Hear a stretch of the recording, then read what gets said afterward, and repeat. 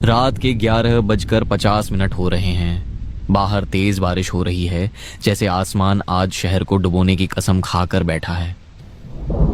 Crazy pizza की दुकान में सन्नाटा फैला है। ओवन के ठंडा होने की धीमी आवाज सुनाई दे रही है। रोहन अपनी रेनकोट की जिप ऊपर खींचता है और हेलमेट हाथ में लेता है। वह आज की शिफ्ट खत्म करके घर जाने ही वाला है। तभी काउंटर पर रखे टैबलेट से एक तेज रिंग की आवाज गूंजती है। मैनेजर स्क्रीन की तरफ देखता है। उसका चेहरा धीरे धीरे पीला पड़ जाता है। मैनेजर झिझकते हुए कहता है, रोहन, एक लास्ट ऑर्डर है। रोहन हेलमेट वापस रखने की कोशिश करता है और मना करते हुए कहता है, सर 12 बजने वाले हैं, बारिश देखिए, अब कोई डिलीवरी नहीं होगी। मैनेजर कुछ सेकंड चुप रहता है, फिर वह आवाज हल्की करते हुए लालच देता है। मैनेजर कहता है, टिप 500 रुपए है रोहन, प्रीपेड ऑर्डर है, बस ड्रॉप करना है। रोहन एक पल के लिए रुक जाता है। 500 रुपए, उसका पूरे दिन का पेट्रोल और खर्चा निकल जाता है। वह गहरी सांस लेता है और आखिरकार कहता है, ठीक है, लोकेशन क्या है? मैनेजर एक पर्ची निकालकर उसकी तरफ बढ़ाता है। रोहन पर्ची पढ़ता है। अगले ही पल उसकी आंखों में एक अजीब सा डर उभर आता है। लोकेशन लिखी है मुक्तिधाम शमशान घाट, गेट नंबर 2, पुरानी बरगद के नीचे। रोहन आवाज ऊंची करते हुए कहता है, सर, शमशान में पिज्जा, ये पक्का कोई प्रैंक है? मैनेजर कंधे उचकाते हुए बेपरवाही से कहता है, पैसे आ चुके हैं, तुझे बस गेट पर रखकर आना है, शायद चौकीदार होगा। रोहन कुछ नहीं कहता। वह पिज्जा बॉक्स थर्मल बैग में डालता है।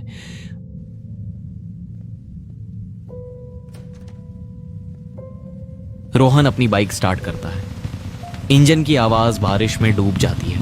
बारिश की बूंदें हेलमेट के वाइजर पर हथौड़ों की तरह पड़ रही हैं। शहर की सड़कें वीरान हैं। स्ट्रीट लाइट्स धुंधली पीली रोशनी फेंक रही हैं, जिससे सड़कों पर परछाइयां अजीब सी लग रही हैं। रोहन धीरे धीरे शहर से बाहर की तरफ बढ़ता है। जैसे जैसे वह शमशान वाले रास्ते की ओर मुड़ता है, आसपास का सन्नाटा और गहरा होता जाता है। अब इमारतों की जगह झाड़ियां और सुनसान खंडर दिखते हैं।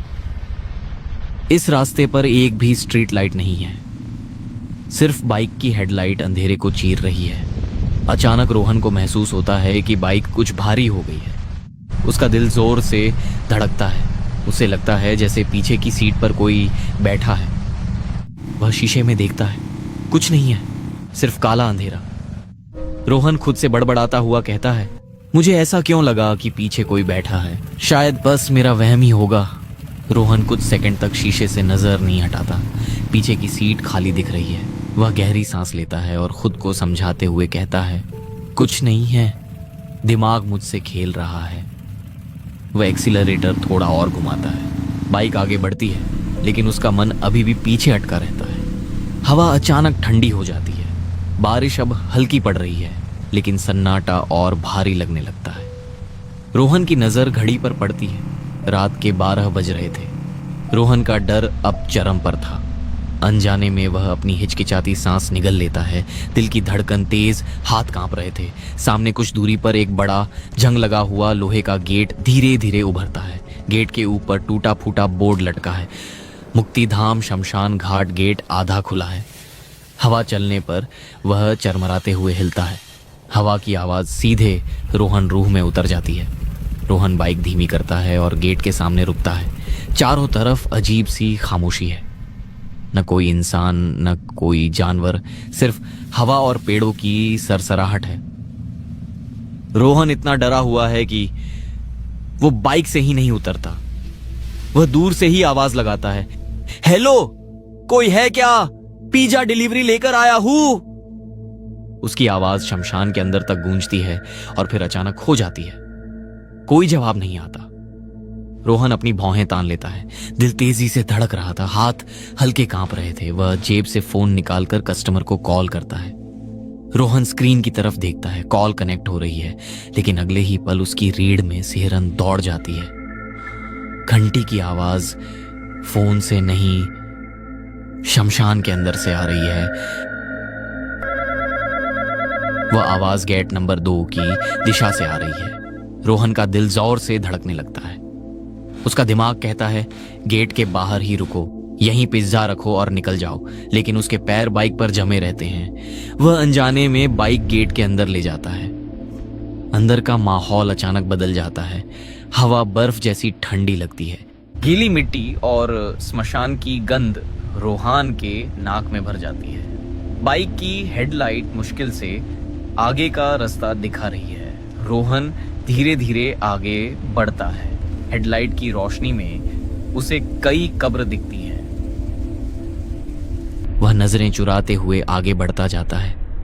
करीब 100 मीटर अंदर जाने पर एक विशाल बरगद का पेड़ अंधेरे से उभरता है। उसकी जड़ें जमीन पर सांपों की तरह फैली हुई हैं और उसी बरगद के नीचे एक पुरानी सी बेंच पड़ी है। बेंच पर एक आदमी बैठा है। वह बिल्कुल स्थिर है, बारिश में भी बिना हिले बैठा है। उसके हाथ में एक मोबाइल फोन है और वही फोन लगातार बज रहा है। रोहन की सांस अटक सी जाती है। वह बाइक वहीं रोकता है, लेकिन इंजन बंद नहीं करता। उसके हाथ हैंडल को कसकर पकड़ लेते हैं। रोहन कुछ सेकंड तक आदमी को घूरता रहता है। बारिश की बूंदें उसके हेलमेट पर टपक रही हैं। आदमी बिल्कुल स्थिर बैठा है, जैसे उसे बारिश से कोई फर्क ही नहीं पड़ता। उसके हाथ में पकड़ा फोन लगातार बज रहा है। रोहन हिम्मत जुटाते हुए बाइक से थोड़ा आगे झुकता है। वह कांपती आवाज में कहता है, सर आपका पिज्जा। आदमी धीरे धीरे सिर उठाता है। उसका चेहरा बेहद पीला है, आंखें गहरी हैं, ऐसी जैसे उनमें नींद नहीं, सिर्फ इंतजार भरा हो।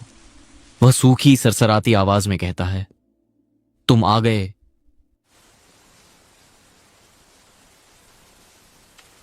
रोहन तुरंत थर्मल बैग खोलकर पिज्जा बॉक्स बाहर निकालता है। वह बॉक्स आगे बढ़ाते हुए कहता है, सर आपका ऑर्डर। आदमी अपना हाथ आगे बढ़ाता है। उसकी उंगलियां पिज्जा बॉक्स को छूती हैं। रोहन की उंगलियां अनजाने में उसके हाथ से टकरा जाती हैं। उस पल रोहन के पूरे शरीर में बिजली सी दौड़ जाती है। वह ठंड साधारण ठंड नहीं है, वह मौत की ठंड है। आदमी बॉक्स पकड़ते हुए धीमे स्वर में कहता है, रुकोगे नहीं?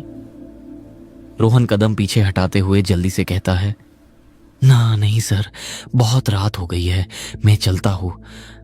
आदमी बॉक्स खोलता है। पिज्जा की गर्म खुशबू कुछ पलों के लिए शमशान की बदबू को दबा देती है। आदमी एक पिज्जा का स्लाइस उठाता है। वह बिना रोहन की तरफ देखे धीमे से कहता है, आज मेरी सालगिरह है। रोहन निगलते हुए डर के साथ पूछता है, आपकी शादी की सालगिरह है? आदमी के होठों पर एक फीकी मुस्कान आती है। वह आंखें उठाकर सीधे रोहन को देखते हुए कहता है, नहीं, मरने की सालगिरह है। रोहन का दिमाग एक पल के लिए सुन्न पड़ जाता है। उसका शरीर जैसे जड़ हो जाता है। आदमी पिज्जा का स्लाइस मुंह की तरफ ले जाने की बजाय जमीन पर रख देता है। अगले ही पल वह पिज्जा का स्लाइस सड़ने लगता है। चीज काली पड़ जाती है, ब्रेड पर फफूंद उगाती है। वह ताजा पिज्जा हफ्तों पुराना दिखने लगता है। रोहन की आंखें डर से फैल जाती हैं। आदमी वह सड़ा हुआ टुकड़ा रोहन की तरफ बढ़ाते हुए कहता है, खाओगे? रोहन एक सेकंड भी नहीं सोचता। वह तुरंत बाइक का एक्सीलरेटर पूरा घुमा देता है। बाइक झटके से आगे बढ़ती है। टायर कीचड़ में फिसलता है, लेकिन रोहन किसी तरह संतुलन बना लेता है। पीछे से एक डरावनी आवाज आती है और फिर एक गहरी दर्दनाक रोने की आवाज हवा में गूंजती है। वह आवाज रोहन के कानों में चीरती हुई घुस जाती है। रोहन रूह कांप जाती है। वह बस किसी तरह से गेट की तरफ गाड़ी भगता है। उसने बाइक मेन रोड पर दौड़ाई। तेज हवा उसे होश में लाने की कोशिश कर रही है, लेकिन उसकी आंखों के सामने वही सड़ता हुआ पिज्जा और वह पीला चेहरा घूम रहा है। उसे समझ नहीं आ रहा था कि वह क्या करे। डर के मारे उसका गला सूख चुका था। रोहन बाइक मेन रोड पर दौड़ रहा है। तेज हवा और झमाझम बारिश उसके चेहरे से टकरा रही है। दिल जोर जोर से धड़क रहा है। तभी उसका फोन बजता है। रोहन बाइक रोकता है, हाथ कांपते हुए कॉल उठाता है। हेलो? मैनेजर की आवाज घबराई हुई है। हर शब्द में डर झलक रहा है। कहाँ हो? श्मशान मत जाना, नहीं, जल्दी वापस आओ। और फिर कॉल कट जाती है। रोहन वापस कॉल करता है। फोन बजता है। The number you are trying to call is not reachable.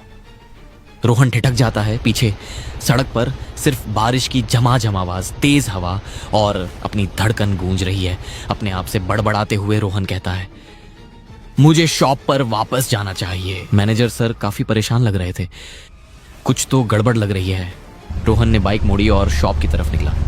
रात के 1 बज रहा है। बारिश अब थम चुकी है, लेकिन शहर पर एक अजीब सी धुंध छा गई है।